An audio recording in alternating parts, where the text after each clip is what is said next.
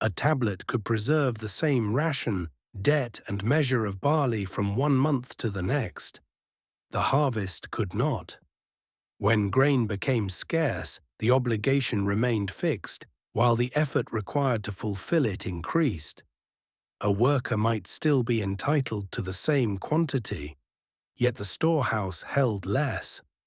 A farmer might owe the same amount, yet his field had produced only part of what was expected. Long before coinage, societies had encountered a central problem of price. The measure could remain stable while the conditions beneath it changed. Before coins, before banks, belief ruled the world.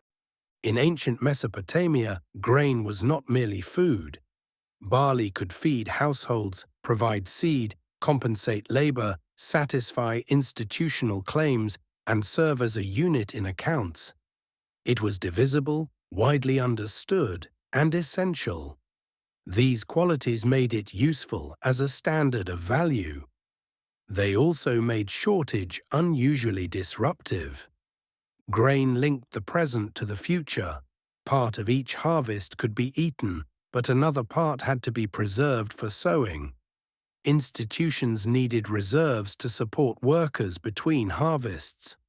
Urban populations depended on deliveries from beyond the city. A full storehouse represented time that had not yet passed. The system remained stable only while grain continued to arrive. A weak harvest did not remove every measure at once. It narrowed the margin. Households retained more by themselves. Less surplus entered exchange.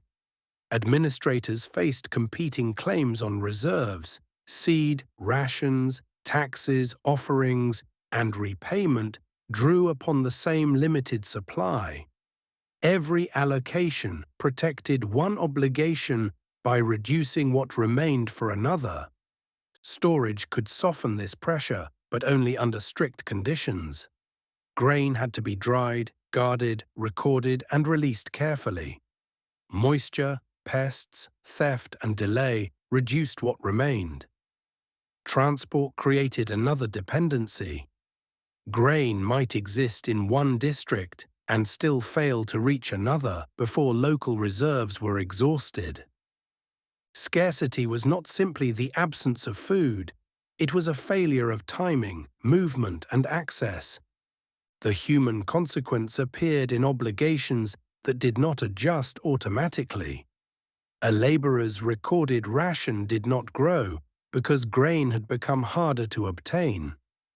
A debtor's tablet did not erase part of the amount because the harvest had failed. The account still named a quantity. Whether it could be issued or repaid was another matter. This was the point at which value became unstable. When harvests were strong, a given weight of silver could correspond to more barley. When supplies contracted, the same silver could obtain less. Mesopotamian records preserve equivalencies and transactions from which relative values can be reconstructed. Scholars debate how far particular figures represent market exchange, institutional accounting, or imposed standards. The evidence nevertheless shows that their relationship changed under pressure. Measurement recorded the strain, it did not remove it. The economy of the third dynasty of offers a clear example. For much of this period, institutions used a recognized equivalence between 1 gur of barley and 1 shekel of silver. This helped accountants calculate obligations. It was not uniform in every text, and its operation remains debated, but it provided an important reference point. That reference point depended on barley surplus. During the reign of Ibbi-Suin, as the III state lost territory and access to supplies weakened, the amount of barley obtainable for silver fell sharply. Records from indicate severe increases in the relative price of barley and other staples. The change began with grain no longer reaching the system in sufficient quantity. The consequences spread beyond bread. Barley helped anchor the valuation of other goods. When its relationship to silver shifted, institutions purchasing oil, dates, livestock, or ritual supplies faced altered costs. Earlier calculations no longer described current conditions. Accounts offered order, but the material world no longer matched the assumptions beneath them. The system became clearer as it became more constrained. Grain could coordinate payment because its use was recognized. Silver could coordinate accounts because it was durable and measurable. Together, they allowed value to be translated between commodities. But the translation remained stable only while the basic commodity remained available. Beyond that point, authority entered more directly. Institutions could ration reserves, redirect deliveries, enforce claims, or seek grain elsewhere. Control over storehouses became control over food, seed, and payment for work already completed. Administration could decide who received grain first. It could not restore grain that had never been harvested. Shortage also changed the meaning of possession.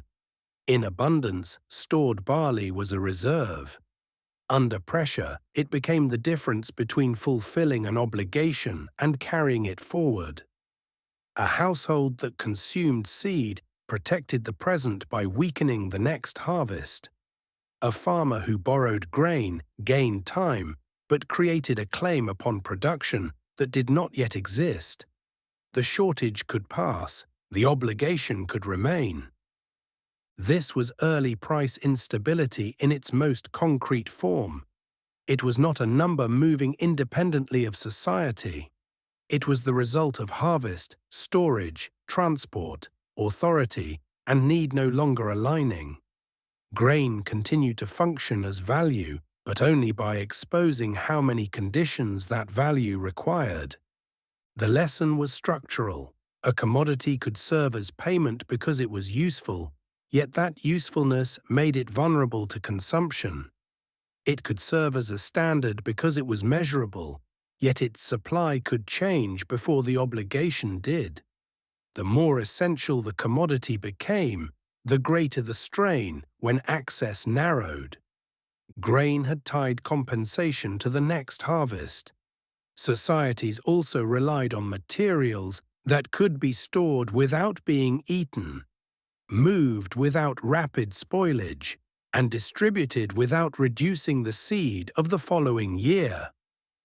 In the next episode, we will examine how silk and other textiles became forms of salary and compensation.